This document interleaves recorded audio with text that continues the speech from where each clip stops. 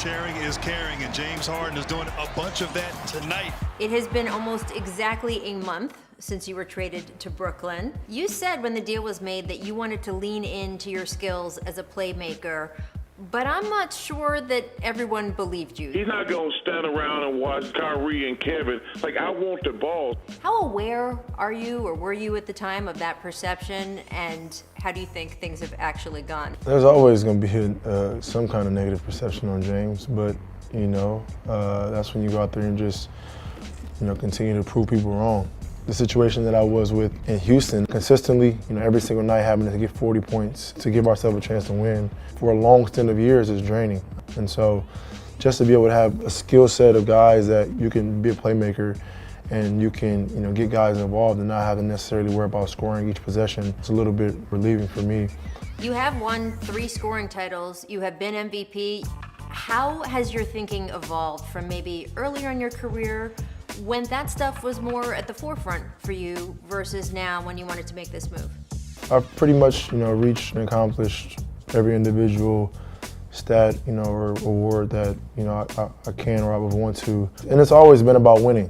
Obviously, we fall short, we don't reach the goal, that was the ultimate reason for my decision. And that's the ultimate reason why I'm here in Brooklyn, trying to still chase that goal and chase that dream. Which is not good enough. It's something that I don't think can be fixed, so. It's also, of course, been a month since you left Houston. Now that you've had a minute to catch your breath and look back on things, how do you feel about the way things went in the month or two before you got traded? I don't like it at all, because that's not who I am. The drama, the extra, whatever you want to call it, the negativity. For me, I don't really, like negative energy. It's draining. So I don't like how it necessarily, happened. I feel like it could have happened a lot smoother, a lot easier, but it is what it is. Now that you've been through it, would you have done anything differently at the beginning of the season in Houston? No, because I wasn't trying to be disrespectful. I wasn't trying to be selfish.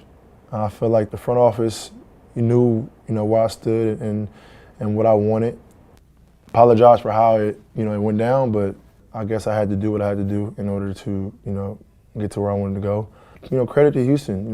They didn't necessarily have to trade me to Brooklyn. They could have traded me anywhere, but those are some stand-up guys over there. It ended up the right way. Just didn't like how, that month or two played out. You're now in Brooklyn. It's a change of part of the country, change of franchise, change of culture. Did you have to buy a new coat, boots, anything to deal with the winter? I had to change my entire wardrobe.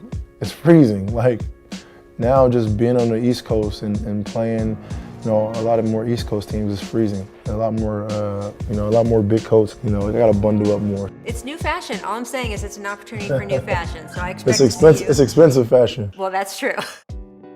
We knew going in that the offense with you guys was going to be spectacular. The defense clearly is still a work in progress. What conversations do you, Kevin, and Kyrie have about that?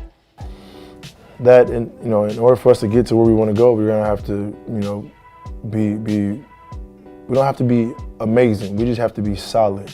And right now, we're not, solid enough. The schedule is so hectic that we're playing 4 times a week, and not really enough time to practice. So it has to be throughout the course of the games where we're learning, and I think we're going to use this season, for that. You guys are still adjusting to playing with each other, and then you're also dealing with all the ups and downs of a season being played in a pandemic.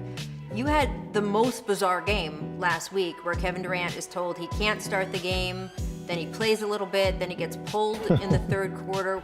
It's frustrating, especially because we get tested, once, majority of the time, recently twice a day. So I feel like, me personally, if we're getting tested consistently every single day, which we do, and we're continuously coming up negative, like Kevin was negative, then he should be good. I'm not a doctor, I'm not, a scientist, I don't make the rules. Me personally, that's what I think. From deep, Curry got it! 62! You guys are playing the Warriors this weekend on ABC. Steph Curry has been on one lately. This is also going to be Kevin's first game back in the Bay Area since he left as a free agent. What do you expect from him? Well, this isn't Kevin's first time, going back to his former team, so I'm sure he's going to go out there and beat Kevin Durant. It's different because there's no fans. It would have been a lot different if we were fans, and you could have heard some boos and some cheers or whatnot, but I expect Kevin to go out there and beat Kevin. I'm going to ask you to do a little predicting the future just before we go. Do you feel like you guys have enough to win a title this year? Of course. We're more than confident that it's going to be difficult for a team to beat us 4 times in the best-of-7 series. So I'm excited about it, and it's only been a month. All of us is, trying to get to one goal, and that's the NBA championship. Thanks for watching ESPN on YouTube. For live streaming sports and premium content, subscribe to ESPN+.